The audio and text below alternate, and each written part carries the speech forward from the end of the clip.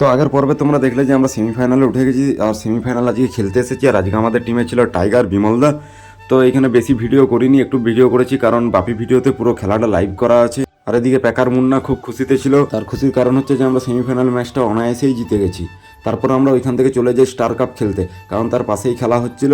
আর star কাপে আমাদের যে সময় ম্যাচ পড়েছে সেই সময়েই আমাদের নাইস কাপের ফাইনাল ম্যাচটাও পড়েছিল।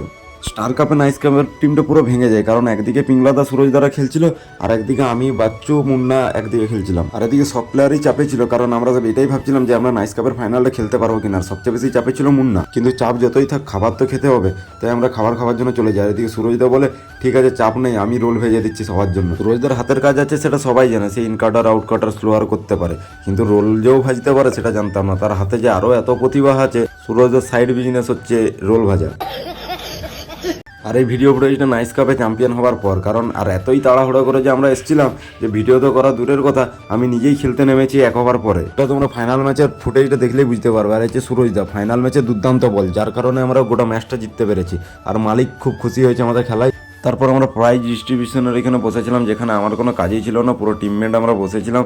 আর পেছনে অনেক খুদে দর্শক আছে যারা আমাদেরকে প্রথম থেকে সাপোর্ট করে যাচ্ছিল।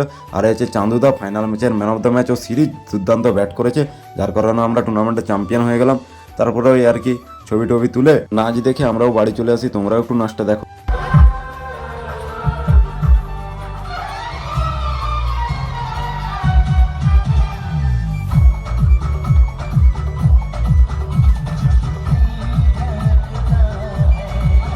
আজকের মতন ব্লগটা এখানেই শেষ হলো, দেখা হচ্ছে পরের ব্লগে। টাটা।